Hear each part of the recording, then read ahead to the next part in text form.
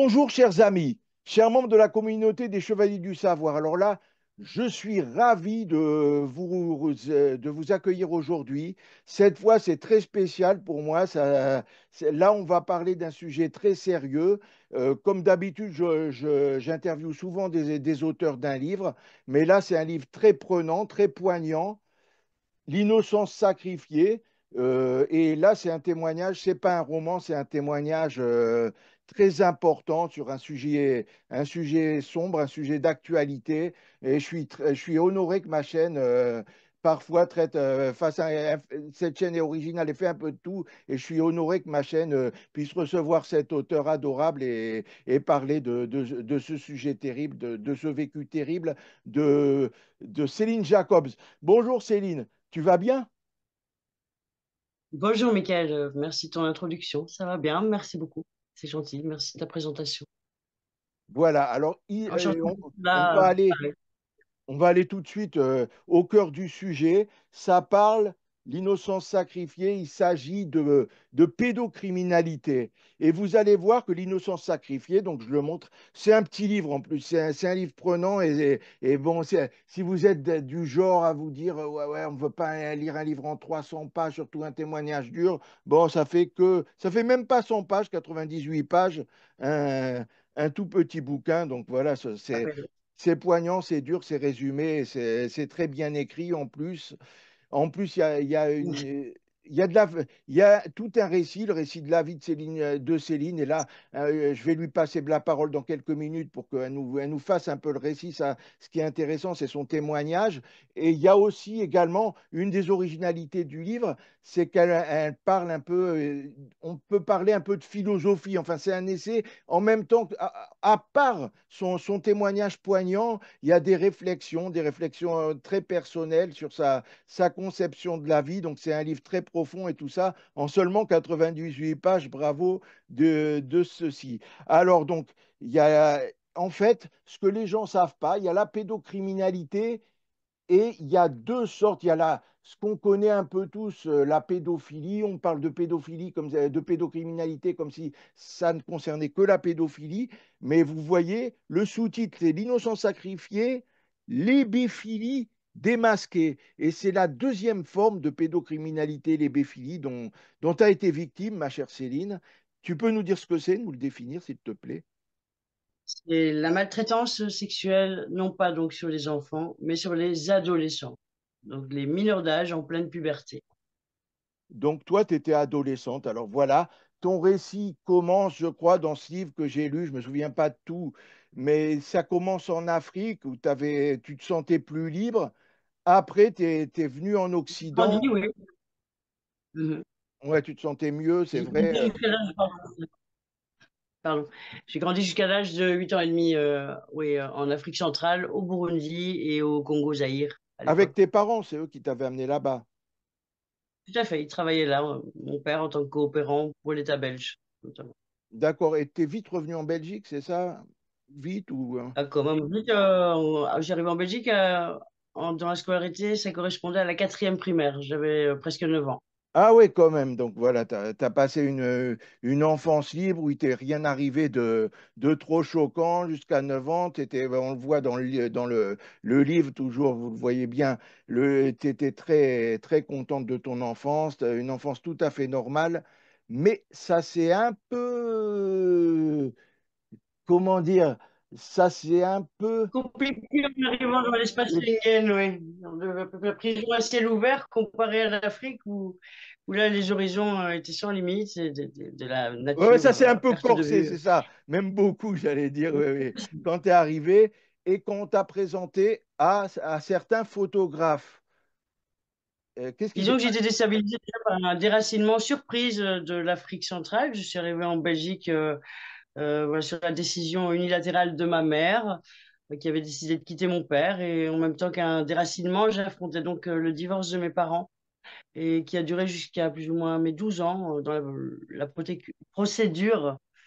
Et ensuite, effectivement, complètement déboussolée, moi, par ce tremblement de terre, Mais alors, à l'âge de 13 ans. des photographes sont venus mal Ouais, mais attends, bagués. juste, je voudrais te demander, alors, ta mère et ton père t'ont emmené, c'est après qu'ils aient quitté l'Afrique que ta mère a décidé de quitter ton père ou il te l'avait dit avant? Non, en même temps, ma mère a décidé de rentrer sans nous prévenir qu'on allait rester en Belgique. Elle a dit, on s'en va pour les grandes vacances, Ah ouais, quand voir même. les parents de votre père. Et une fois sur place, elle a dit, l'Afrique, c'est fini et je me sépare de votre père. Je divorce. Le mot était lâché. Oh là là, elle est dure quand même, ta mère. C'était Bon, une mise devant le fait accompli, quoi. ah ouais, Surprenant. Donc là-dessus, c'est moche. je suis rentré dans un mutisme, hein, effectivement, qui correspond à ce qu'on appelle en psychologie une névrose où j'étais muette. Et la seule question à laquelle je répondais, c'était ça va, par un ça va, how do you do, how do you do. Et complètement, effectivement, dissocié de moi-même, de mon identité, de mon histoire, parce que choqué déjà fortement par ce déracinement surprise. Ouais, bah, c'était que le Donc début. déjà déstabilisé. Et donc effectivement, à 13 ans, un premier photographe m'a été présenté qui est venu vers mes parents et qui lui ont donné, sans trop savoir quoi, l'autorisation de faire des séances avec moi. Puisque j'avais un visage de jeune enfant qui rentrait dans la puberté et qu'on disait qu'il y avait des similitudes avec Romy Schneider. Sans doute le grand front, ça Ouais, doit être très ça. bien. Et puis, très vite, j'ai arrêté après trois quatre séances de shooting, comme ils disent dans le milieu. J'ai arrêté parce que je me sentais extrêmement mal à l'aise avec cette personne. Et de moi-même, j'ai dit, les résultats n'étaient pas là non plus pour moi. Donc, j'ai arrêté la photographie.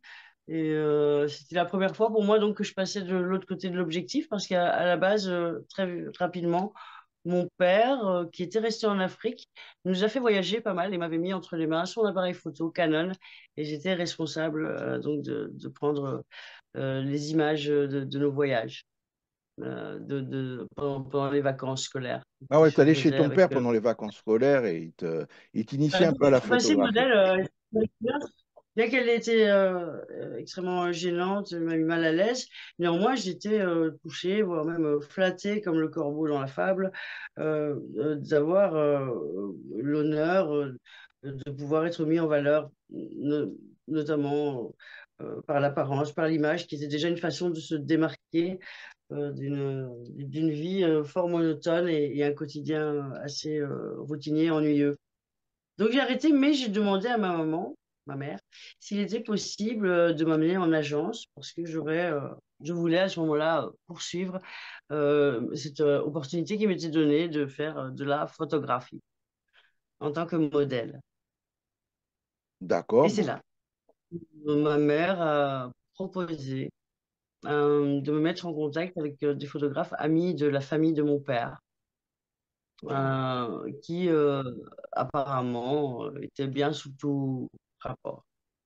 Mais d'accord. voilà, il s'avérera que c'était un grand piège pour moi et que ces gens, apparemment sains d'esprit, ne l'étaient pas. Donc le premier À la photographe, surprise, ouais. littéralement pas, c'est un mystère. Donc le premier photographe, tu l'avais pas senti, mais il avait rien fait de mauvais, mais tu avais un mauvais feeling. Et bon J'ai ben, là, ah ouais, tu le trouvais quand dark, même, mais sans savoir, j'ai détecté, moi, je me sentais très mal à l'aise et effectivement, j'ai coupé court. t'as Mais je coupé court, voulais mais continuer. et t'es tombé, et quand t'as été chercher d'autres photographes, comble de malchance, t'es encore mal tombé, peut-être encore plus mal tombé, parce que, ouais, Et carrément, quoi, j'ai tombé dans le piège à rat. ouais. Donc, il y a Bon. eu il y a eu des attouchements, c'est ça, à un moment? Il y a eu attouchement dès 14 ans, et puis il y a eu aussi viol multiple à 15 ans. Notamment au travers de voyages auxquels j'ai été conviée avec d'autres modèles, mais qui étaient tous la plupart plus âgés, au moins d'une décennie. Et moi, donc, en tant que jeune fille qui avait juste 15 ans à l'époque, 15 ans et 2 mois à peine, oui, j'ai été une proie pour euh, des personnes sans scrupules. Ouais, ouais, Euh, malveillante, c'est terrible. de mon ignorance et de ma naïveté pour plus que abuser sexuellement de ma personne. Mais Mais après, tu as essayé de porter non, plainte, c'est ça? j'ai porté plainte quand j'en ai pris conscience que j'avais été agressée parce que jusque-là, on faisait comprendre que c'était de ma faute.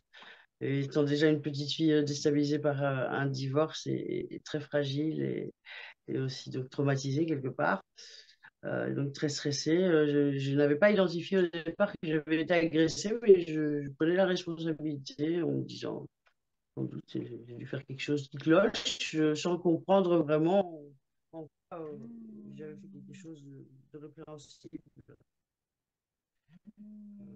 Excusez-moi, il y a mon téléphone qui sonne, je l'éteins. Oui, ça a fait un peu baisser le son. À la police des mœurs de Bruxelles, où j'ai été très mal reçue. Mais comme j'étais accompagnée d'un étudiant en sciences politiques, qui était à cette époque, il est resté pendant plus de 2 ans mon compagnon, lui savait très bien de quoi il parlait, contrairement à moi, qui était complètement choquée d'apprendre et justement, la confirmation que ce n'est pas du tout ma faute ce qui s'était passé et que personne, aucun adulte n'a le droit de porter atteinte à l'intégrité des mineurs. Je n'étais pas au courant des lois, je ne savais pas grand-chose. D'accord. Et donc à 18 ans, on a porté plainte. J'ai été porté plainte, ils ont acté ma plainte. Effectivement, ils m'ont mal reçu. C'était en 97, l'affaire Julie et Mélissa, donc le dossier du trou, était sorti 2 ans plus tôt avec la marche blanche. Et donc les policiers qui ont dû acter ma plainte, police des mœurs spécialement, n'avaient aucun service d'accompagnement quel qu'il soit, et surtout m'ont presque vraiment manqué de respect en me disant, enfin, mademoiselle, c'est pas un peu, cherchez pas à vous rendre intéressante par rapport à l'affaire Julie et Mélissa, attirer un peu l'attention.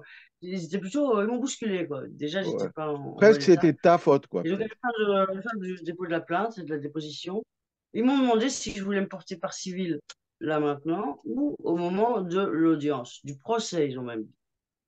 Et moi qui étais complètement vraiment en larmes, perdu, j'essayais de comprendre, mais je ne maîtrisais rien. Tout ça, tous ces sujets, ces mots, euh, attentat à la pudeur, mineur. Bref, je ne comprenais pas grand-chose à l'époque, étant déjà traumatisée. Et donc, j'ai dit non, non merci. Je le ferai, bien sûr, plus tard, s'il y a moyen de le faire plus tard, au moment de l'audience. Ok, très bien. J'attends donc, comme ils me l'ont dit, votre convocation pour passer devant un tribunal où je pourrai témoigner et m'exprimer tout en me portant partie civile, bien sûr, euh, c'est-à-dire demander dommages et intérêts et être représenté par la justice et notamment le procureur. En fait, j'ai pas demandé dommages et intérêts, j'ai même pas cherché ça. J'ai dit je veux la reconnaissance de ce qui s'est passé et 1 euro symbolique, même pas d'argent. Voilà. Et en Et fait, pourtant, attendu et la convocation n'est jamais venue.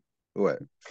J'ai appris plus tard qu'elle a été envoyée à mon compte étudiant au lieu de mon domicile officiel, 2 fois. Et la première fois, la convocation leur est revenue avec la mention on n'habite plus à cette adresse. Et ils ont renvoyé, la justice a renvoyé une invitation malgré cela. Ah ben, Et donc, il y a effectivement, j'ai anguille jamais sous roche, reçu à mon avis, ouais. Et c'est ce qu'on va voir un peu d'invitation à après, me parce que, présenter, témoigner contre mes agresseurs et demander, si ce n'est réparation, au moins réhabilitation.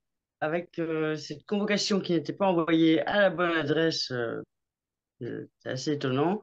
Je ne l'ai jamais reçue et j'ai donc été évincé. D'ailleurs, en fait, d'une fausse audience. D'ailleurs, elle n'a même pas eu lieu. Il n'y a même pas eu d'audience. Finalement, il s'est avéré que pour procès, il n'y a eu qu'une ordonnance où les accusés, mes agresseurs, n'ont même pas été présents, étaient obligés d'aller. Donc voilà, finalement, ils ont fait une petite ordonnance. J'ai été prévenu de rien et j'apprendrai ça par la suite, 15 jours pour en faire appel.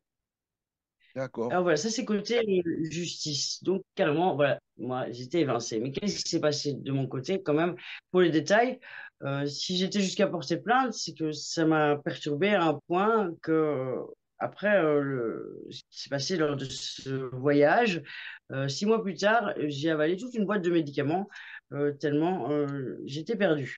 Pas une boîte de médicaments. En fait, le contenu de la pharmacie, pas tout non plus, des médicaments les plus nocifs de la pharmacie de ma mère, que contenait la pharmacie de ma mère. Et je me suis retrouvée à l'hôpital, effectivement, à 15 ans et demi, en décembre 93, avec de gros problèmes en perspective. J'avais, soi-disant, porté atteinte à mes jours, là où moi, je voulais juste, à la base, éviter un examen de mathématiques et surtout dormir et, et faire quelque part une cassure avec une vie qui était où j'étais complètement déconnecté Ouais, déjà t'étais de à bout, on moi-même le et qui n'avait aucun comprend. sens. T'étais Et à où bout, j'ai on le compris. comprend. Ouais. C'est Voilà, compréhensible.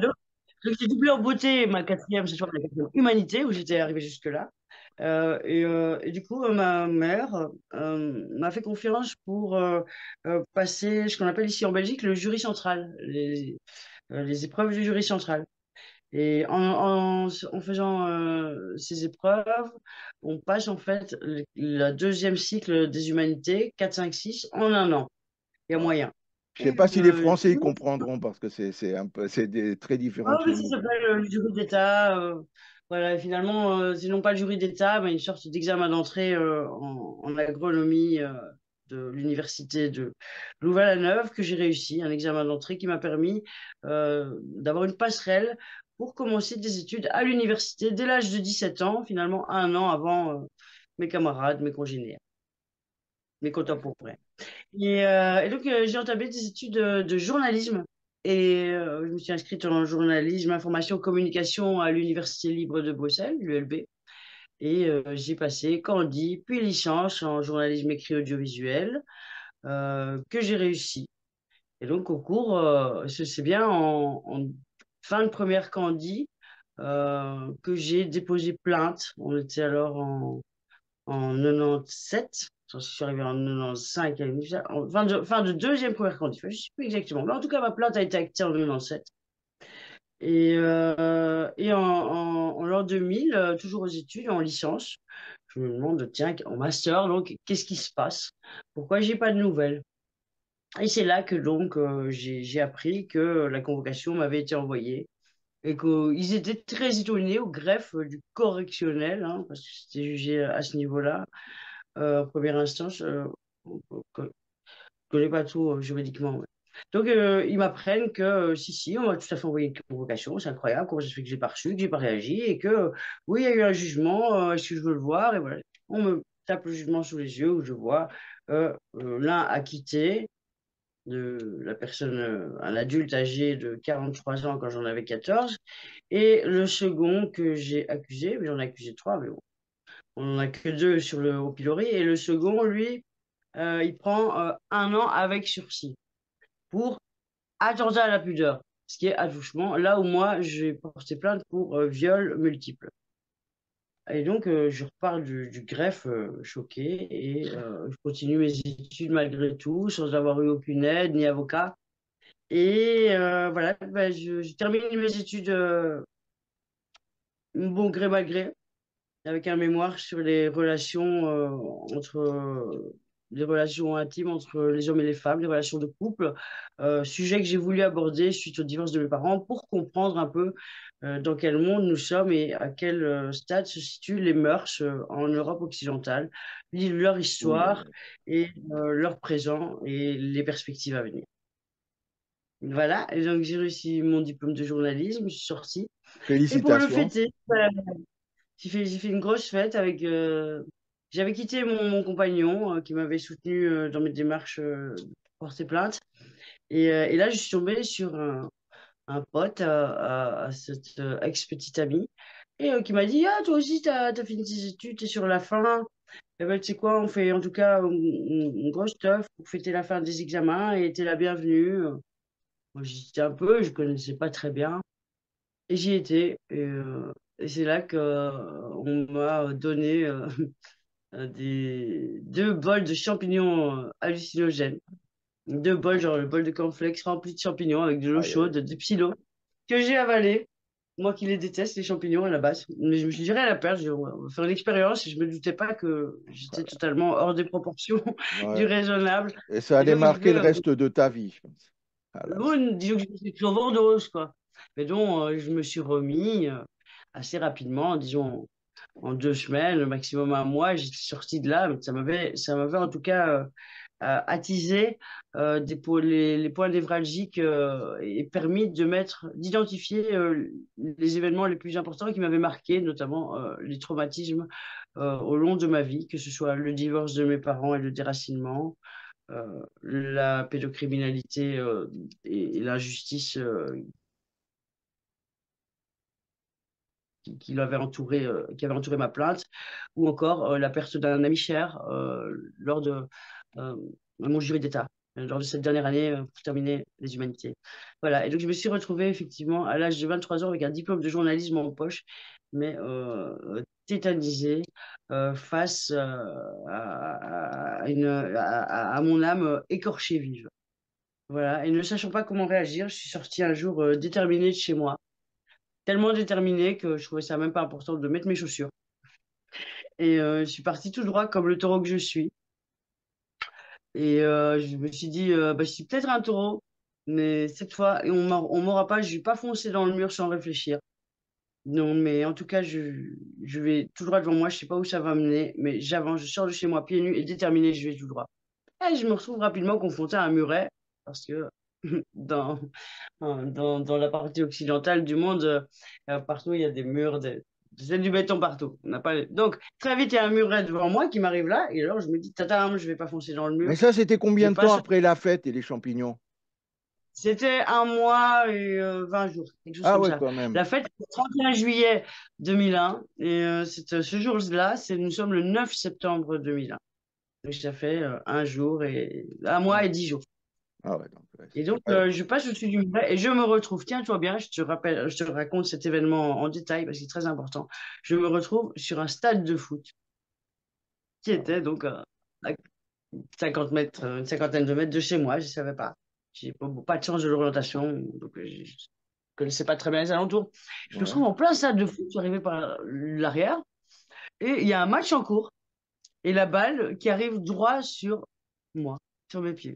Ah mince. Alors, ni une ni deux, je me joins à l'équipe des jeunes, évidemment. Et je fais, allez, les jeunes, et crois-moi que ça retentit bien. Tous avec moi, Oh, on va buter ces putains d'adultes. Texto, quoi. oh là là. Bah, remarque, c'est le terme adéquat, on va mettre des buts. Et, ni une ni deux, j'ai à peine eu le temps de prononcer, je m'apprête à taper dans la balle qui arrive droit sur mon pied droit. Je mets le pied en arrière, je vais faire la passe au petit jeune qui est à ma droite et il y a une personne adulte bien en chair qui est à ma gauche. Et je m'apprête à faire la passe à droite au petit jeune. Je mets mon pied en arrière qui va taper juste sur la balle qui se met juste devant mon pied.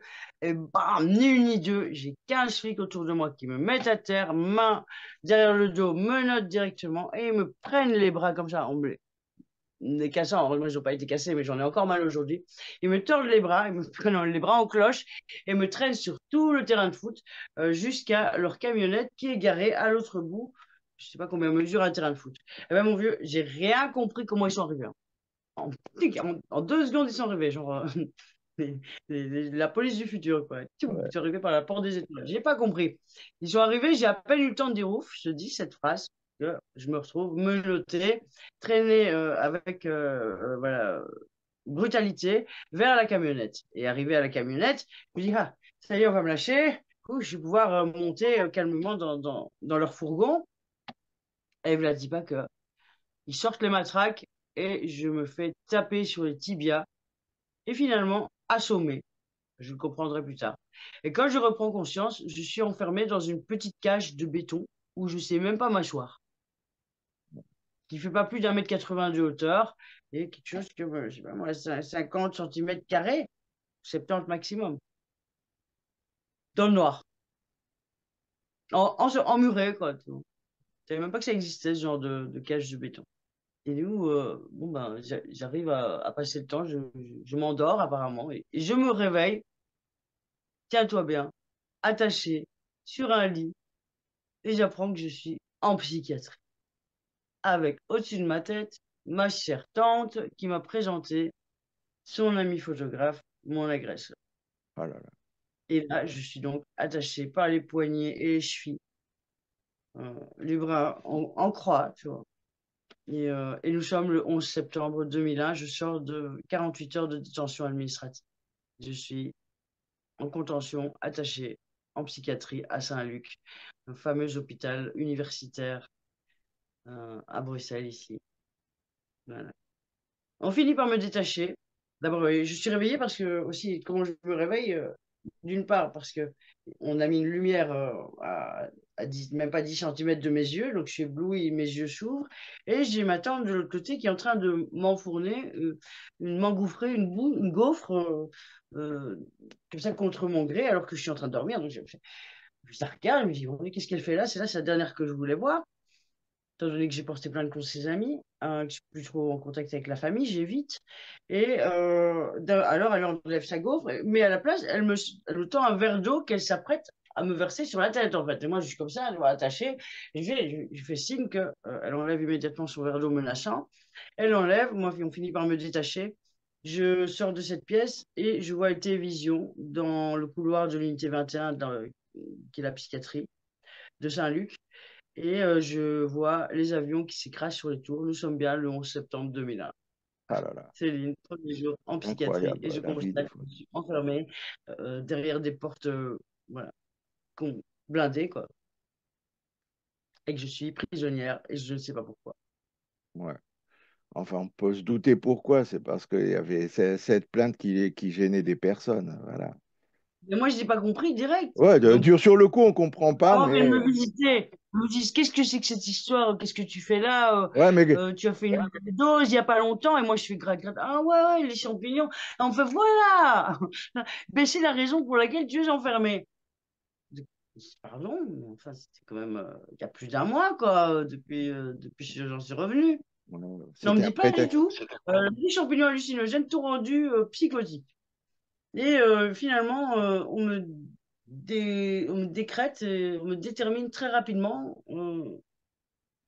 bipolaire. On Oh m'attribue là l'étiquette de maniaco-dépressive à tendance pétage de plomb, donc du côté maniaque, qui fait de la décompensation à répétition. Et pendant 10, 15, 20 ans, je fais des allers-retours en psychiatrie et je suis over-médiqué avec des milliers de neuroleptiques, d'antipsychotiques, jusqu'aux antidépresseurs, aux somnifères et bien sûr leurs corollaires pour contrer leurs autres médicaments pour contrer les effets secondaires de ces médicaments plus que dangereux et qui sont testés les uns après les autres sur ma personne et qui ont des effets désastreux, mais qu'il s'acharne à me forcer à prendre en disant que sûrement que ça va réguler mon caractère qui est beaucoup trop euphorique et voire vindicatif et il commence à inventer des théories que je passe du coq à l'âne, que je suis incohérent, désorganisé, déstructuré, et bref que je n'ai pas du tout le bon sens, tout simplement, que je suis illogique et complètement à côté de la plaque, à la masse, délirante. Bref, c'est au-delà incroyable. de psychotique, ils m'ont carrément cantonné à devenir voilà, ils m'ont condamné à porter une étiquette de bipolaire sévère, type 1. C'est hallucinant, Qui voilà. s'avère, Enfin, ce qu'ils peuvent se hallucinant, parce que permettre. par la suite, mes propres démarches, parce que personne ne m'a aidé, les psychiatres m'ont même enfoncé et vraiment menti de A à Z. Moi, j'ai Ça poursuivi. m'étonne pas, mais bon. Je n'avais pas de problème à mon humeur, parce que ce sont des troubles de l'humeur, donc je suis plutôt quelqu'un de jovial, pas du tout dépressive. Et effectivement, après 3 expertises, dont un d'un psychothérapeute expert en gestalt thérapie, en criminalistique et en psychiatrie judiciaire, comme il se titre, détermine que je n'ai pas de bipolarité très clairement est juste un syndrome de stress post-traumatique, ce qui est confirmé par un test psychologique de 500 questions, vrai faux, qui atteste que je ne suis pas dépressif, par contre, donc je ne peux pas être maniaco-dépressif, et un troisième expert qui dit, mais pas du tout, nous ne retenons pas le diagnostic de bipolaire sévère. Voilà. Donc, On est dans une voilà. société du mensonge, Je ne peux c'est pas le terrible de voir remplacer ça. par autre chose, mais en tout cas, ça passe plus, quoi. Les troubles de l'humeur sont invalidés. Et là, nous avons 20 ans où on m'a médiqué à outrance avec des produits qui ne convenaient pas du tout. Une camisole chimique et des lavages du cerveau perpétuels comme ça pendant toutes ces années, avec 5000, 5000? Non, 5 ans. J'ai compté plus ou moins 2000 jours d'enfermement. C'est déjà pas mal Ah, c'est sur ces honteux. 20 ans. C'est honteux. On est dans une société vraiment qui marche sur la tête. Tu vois, on s'en rend de plus en plus compte, mais bon, voilà. Déjà depuis les années 2000, c'est là que ça a commencé à À plus présent, aller. Mais j'ai 46 ans en ce qui me concerne. mm, Je suis né en 1978. Et voilà, donc depuis mon premier internement, c'est le 11 septembre 2001, j'avais 23 ans. voilà. Et donc nous Quel sommes. gâchis. Mais enfin, heureusement, tu t'en es sorti quand même. Tu as des moments de bonheur, tu vois, quand même. Vaut mieux en rire qu'en pleurer au bout de tout Ouais. ça, mais bon, pas que moi qui suis concerné, et il y a des histoires encore pires que les miennes. Et c'est pour ça que je suis montée aux barricades et que j'ai osé prendre la parole, écrire un livre autobiographique, malgré que tout le monde voudrait garder l'église au milieu du village et enterrer ces histoires de pédocriminalité dont personne n'a envie d'entendre parler et où tout le monde, y compris moi, est mal à l'aise. Et que personne ne comprend pourquoi l'État ne fait rien et les autorités. Alors que déjà Julie et Mélissa, c'est passé, on a quitté le présumé commanditaire que finalement ce n'est pas lui, il n'a rien à voir, il a comme été l'associé dans l'affaire du trou, Julie et Mélissa, là, tu vois, qui Parce qu'il s'est y a des passé liens en avec fait. l'affaire Dutroux aussi, de ton affaire. Bah ouais, tout le monde, ma transition n'est pas claire, mais en effet, je me retrouve au cœur du puzzle de l'affaire du trou, une des pièces qu'on a délibérément écartées pour justifier qu'on n'a pas assez d'éléments, soi-disant, pour faire une enquête complète. Et oui, je suis lié directement, étant donné que cette personne, alias Monsieur Nioul, qui a été acquitté, donc euh, Et voilà, c'est dont qui ce j'ai monsieur rien à Nioul dire, par rapport à l'affaire Dutroux? ben, c'était associé, quoi. C'était C'était l'associé du associé monsieur direct. Dutroux. Mhm. Et Qui a été tu as eu des par contacts avec lui. C'est quoi ton rapport avec monsieur Nioul? ben, il y a sa femme, son ex-femme, ils ont dû divorcer à ce moment-là, plus ou moins en 97, si je ne m'abuse. C'est son ex-femme qui occupe un appartement dont je suis la propriétaire et dont ma mère a l'usufruit. J'ai rien compris. Et à chaque fois que j'essaie de demander à ma mère qu'est-ce que c'est que cette histoire, elle me répond que c'est un hasard fortuit. Voilà, là, dans ta Mais famille, il ouais, doit y avoir la de. communication est parfois très difficile. Moi, j'ai du Ouais. mal à le croire. Bon, c'est possible, hein, tout est possible, mais Ouais, quand tout est même, possible, rien n'est sûr. De toute façon, il faut le dire. ouais, c'est juste Ça pareil. mériterait une enquête. Ça mériterait vraiment Ouais. que J'ai vu les gens se jamais penchent. extrêmement mal à l'aise quant à savoir ce qu'il en est de transactions financières éventuelles des uns des autres. Voilà, je ne suis pas au courant, mais c'est sûr que c'est sur la table. Le sujet est sur la table. Et moi, je ne suis pas une spécialiste, je ne suis qu'une victime qui témoigne. Mais d'accord, mais Et qui rejoint, le témoignage rejoint effectivement pas mal d'autres personnes qui ont des histoires similaires et qui, la plupart du temps, effectivement, sont muselés et évincés de toute forme de procès qui pourrait leur permettre d'avoir réparation et même des dommages et intérêts pour permettre de payer leurs soins, quoi, leurs ouais, séquelles. on a voulu Guérir. protéger ces photographes. C'est des gens importants, alors normalement, sinon, Petit deux, les photographes. du Pinot des Charentes du Ventoux. Tu sais, des petits deux, du comte, d'aristocratie, de grande bourgeoisie. Ah ouais, ben, t'es avec ta famille Non, a non, l'air non, d'avoir c'est pas des. que je dis, ouh là là, il faut surtout que je la ferme parce que sinon, ça va avoir des représailles très importantes. Et effectivement, c'est le cas. Ok, Voilà, sur ce, dit, ma batterie est plus beau, j'ai plus beaucoup de batterie, je vois, hein. Je sais pas si ok, je viens de ben. me mentionner. Bon, ben très bien, Céline. C'est une histoire terrible. Bon, voilà, je rappelle l'innocence sacrifiée. Voilà un sujet très dur, la L'hébéphilie pédocriminalité. démasquée, le sous-titre. Je me permets de te couper. Il faut dire l'hébéphilie démasquée, c'est le Ouais, sous-titre. bah, oui, oui. Je l'avais dit avant, mais voilà, l'innocence sacrifiée, pardon, parce que on est un peu troublé quand on est dans ces histoires glauques. Voilà. L'innocence Madame, sacrifiée, l'hébéphilie démasquée, Et bon, ben, où on peut te suivre sur les réseaux sociaux. D'ailleurs, il y aura une suite peut-être avec l'affaire du trou et avec tout ça. Où on peut te suivre sur les réseaux sociaux? Céline Jacobs, je ne me cache pas. Facebook, C'est LinkedIn. partout, Instagram, X aussi. J'ai trouvé ça très important de mettre l'hébéphilie en titre, en sous-titre en l'occurrence sur la couverture. Parce Ouais, que oui, c'est un terme qui a été vraiment, peut-être, sans doute, je n'en doute pas moi, sciemment dissimulé, enseveli, enterré, pour qu'on puisse laisser un flou artistique sur la période de la puberté, qui permettent même aujourd'hui de remettre en question la majorité sexuelle des mineurs, qui normalement ici est à 16 ans, et qu'on laisse planer effectivement un flou juridique sur cette période de l'adolescence, alors qu'on sait tous très bien que c'est une période extrêmement difficile pour tout être humain, et que l'enfant est censé être protégé jusqu'à ses 16 ans. et Voilà, tu donc je travailles. tenais à mettre le mot hébéphilie et le remettre sous le feu des projecteurs, à la lumière. Tu es collaboratrice d'une chaîne belge d'infos maintenant.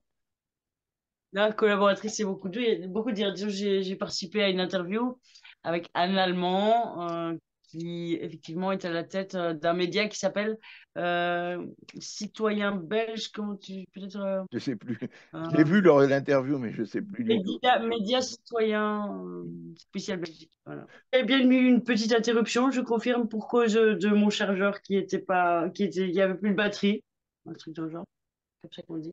D'accord, oui, chers amis, il y a eu Euh, une petite et interruption. on en était, je pense, on en était au fait de se dire qu'ils avaient sciemment enseveli le terme d'hébéphilie et que ça ne nous avait pas permis à nous, victimes en tant qu'adolescents en puberté, d'identifier ce qui nous arrivait, parce qu'on a laissé un grand flou artistique sur les agressions sexuelles complètement criminelles que subissent donc les adolescents, qui sont censés être protégés jusqu'à leur majorité sexuelle, qui a priori est garantie jusqu'à 16 ans, la protection de l'enfance et l'intégrité, quelle qu'elle soit. Très bien. Bien. Voilà, voilà. Eh ben voilà, en fait, merci pour ce beau témoignage. Alors, je rappelle le livre, donc, ouais, ouais, toujours l'innocence sacrifiée, les béfilis démasqués, là, je ne l'ai pas oublié. Oui.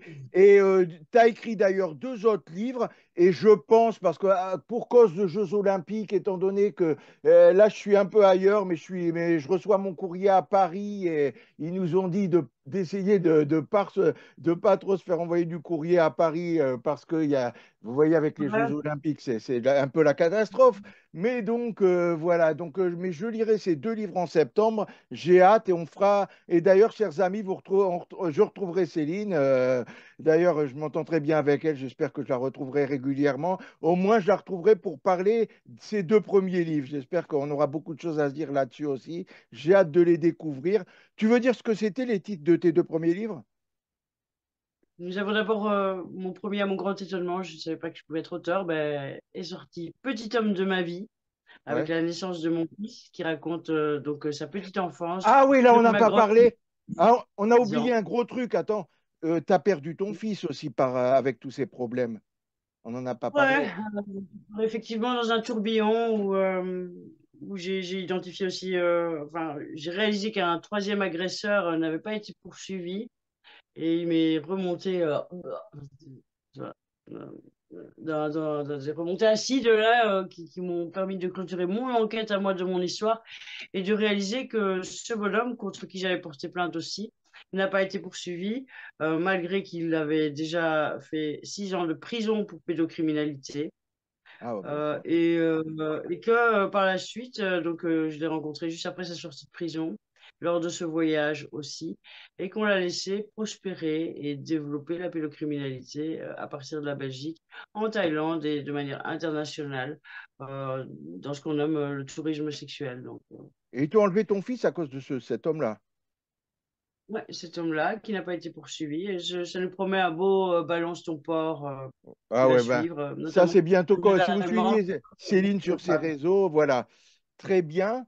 Et donc, bon, petit homme de ma vie, petit, mais Tom, c'est pas petit homme, pas Ah, mais non, il y a P-E-T-I-T-H 12 ans, il y a 12 2 ans, O. effectivement, avec toute cette histoire, moi-même ayant été assez euh, fragilisé, je vais dire, par la sortie du livre, c'est pas facile d'assumer tout ça publiquement. Et parce qu'il bon, il y a J'imagine. beaucoup de gens qui auraient préféré ne pas entendre parler d'un nouveau témoignage qui concorde avec les autres. Effectivement, du coup, ça a donné aux autorités encore une fois une corde pour me pendre et ils sont passés à l'action dans ce moment de fragilité où moi aussi j'étais en sevrage de mes médicaments au-delà d'une diminution et qui a fait que dans tout ce remue-ménage, on est venu m'enlever mon fils. Ben, c'est dégueulasse quand même. Heureusement, C'est honteux. soin de son papa, heureusement. Ouais, Et très pour bien. des arguments d'ailleurs qui n'en sont pas, alias déni de maladie mentale, comme seul argument des autorités. Mais enfin, je reconnais que j'étais assez énervé, disons, par toutes ces injustices et la découverte du fait que non seulement on n'a pas arrêté mes agresseurs, mais qu'en plus, on les a encouragés dans leur vice. Ouais, on serait énervé à moins. Alors, petit homme de ma vie, le premier, et le deuxième, c'était quoi? L'homme imaginaire, en L'homme hommage imaginaire. à un ami disparu, un ami même, un homme que je considérais, j'aimais énormément, très très fort, et qui malheureusement s'est fait faucher par un camion Ah ouais, le 29 septembre 95, juste quand j'ai décroché moi mon passeport pour l'université. Lui, sa vie s'est arrêtée. Et c'est un véritable drame et je suis heureuse d'avoir pu lui rendre hommage à c'est la lumière qu'il était dans très ce bien. deuxième livre qui s'appelle L'Imaginaire, ouais, Très bien, ben, on et en qui raconte. parlera bien en septembre ou octobre, le temps que je lise des livres et que je mette la vidéo. Ça dépend la longueur des livres et le temps que je mets à les recevoir. En plus, je dois Ouais. les faire recevoir pour moi à Paris, me les faire apporter ici. Bon, c'est pas. Et bon, et tu écris un autre livre et tu fais des salons du livre autrement, pour finir. Oui, pour la promotion de ce dernier-là, de L'innocence sacrifiée des filles démasquées, c'est en cours. Ça bat son plein et je- tous ceux qui seraient intéressés par le sujet sont bienvenus Très pour en bien. discuter. Excuse-moi, je te mets à ma porte. Enfin, d'autres projets, oui, sont en cours et bah, écoute, Ben je oui, si on laisse le sonne à ta suspense. porte, je vais te laisser si on sonne à ta porte. Ben très bien, je te remercie Céline. Merci à tous. Abonnez-vous à la chaîne, s'il vous plaît. Vous voyez, la chaîne, elle donne la parole à des gens. Non seulement elle aide des fois des auteurs qui ont du mal à se vendre, en plus, elle parle de sujets sérieux, de sujets durs. Je suis très content d'avoir abordé un sujet sérieux, un sujet dur. Ça vous montre la diversité de la chaîne. Alors, s'il vous plaît, aidez-moi pour aider Merci Céline, pour pour parler l'engagement de tout de mon tous cœur. les En tout cas. sujets, Merci pour beaucoup. essayer d'aborder. Eh bien, abonnez-vous, likez, partagez au maximum. Merci à tous, merci à Céline. Bon courage et à bientôt pour une prochaine Merci. vidéo. Au revoir. Au revoir. Merci. À bientôt.